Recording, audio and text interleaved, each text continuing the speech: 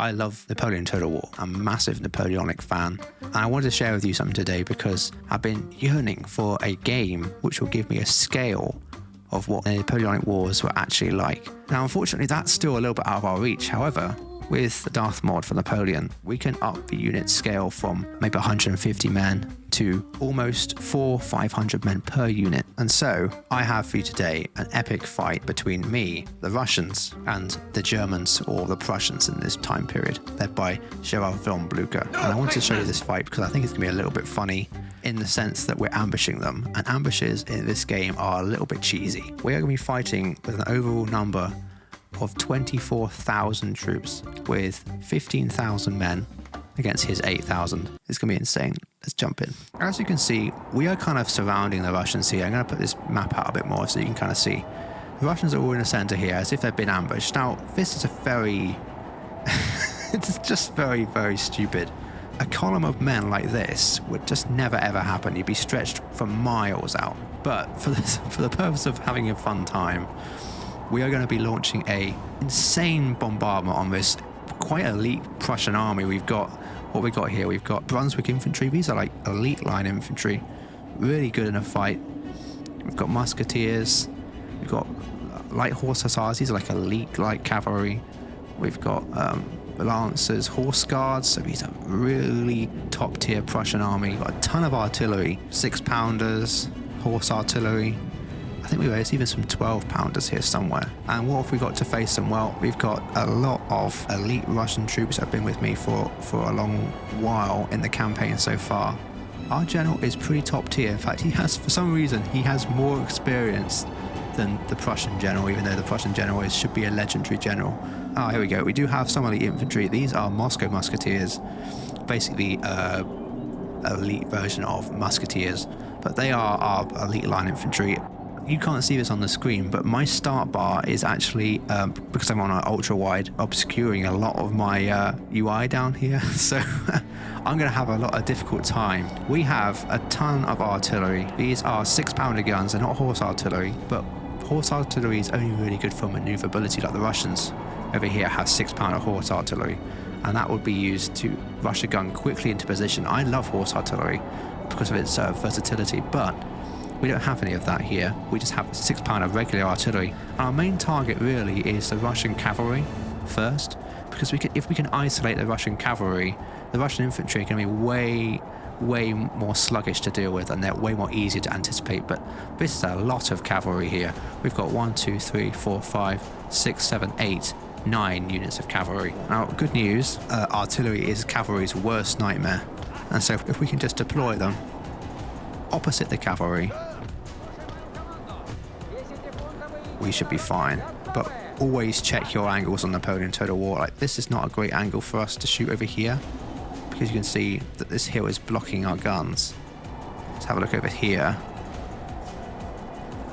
This is a much better position to shoot from. So actually we might take most of our artillery, 4 guns, and pop them this side like that. Now, I have had crashes before in this game, so you're going to see me not use control groups as much as I'd like. And control groups, basically what that does is it allows me to select groups with number keys on my keyboard instead of just doing a drag select like this. So I'm going to group my artillery into 2 groups, 1 and 2. Now, if I group any infantry together, it always crashes the game. So we're going to have to just try and figure out where they're going to go. This is a worry. All right. I know it doesn't look like much. What's going to happen is this gun's going to fire, it's going to skim off and maybe go over the top. So it may be worth us deploying them over here. And what that does is it gives us a different line of fire towards their cavalry, which might actually be a little bit more helpful for us. I'm going to try and keep our light infantry in the trees as much as possible to avoid them getting hit by cavalry. I want to try and take this wooded position up here, because the Russian infantry, if they start taking position in this wood, could get quite difficult for us to contest. So we're going to deploy some line infantry now in the trees. In fact, we might even deploy a few premature squares. I know it sounds a little bit overcompensating, but it might be worth it. I would charge the guns if I was the Prussian cavalry, so we've got to make sure we are adequately protect them enough. I'm not going to pause the game. Sometimes I'll pause it and do orders there. I'm not going to do that just because I want to experience the chaos of a Napoleonic battle. So let's go. I already feel the game just starting to die as those Russian units and Prussian units just start moving into position. The AI has a little bit of advantage of me. Hopefully my guns are opening up on the correct positions.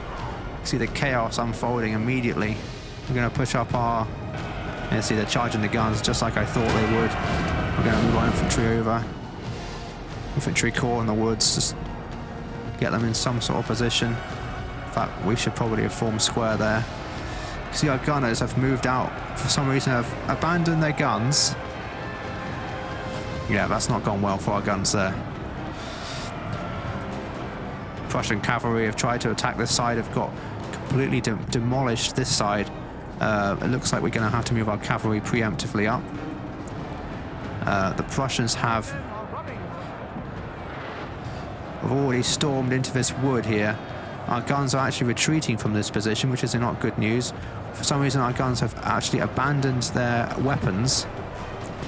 We're going to have to manually try and get them back onto their weapons. We need our gunners in the fight. If we don't have them in the fight, we are dead. We're losing more men. Our Jaegers have gone. We need to really collapse on this Prussian flank quickly now. Because if we don't, they'll start taking out one of our units at a time. You can see this Fusilier unit is just absolutely not giving up. We need to push through here as quickly as possible. So we're going to send our cavalry in to try and give us some support here.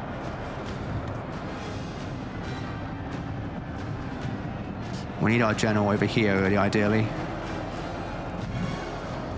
can see the Prussians are basically en masse over here. We need to reform here.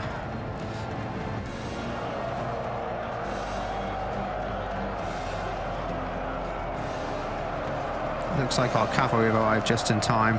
The Prussians are not breaking. In fact, we're going to have to pull our cavalry out there in case they get slaughtered. You just see the chaos of this fight. Our general's under attack, that's not good.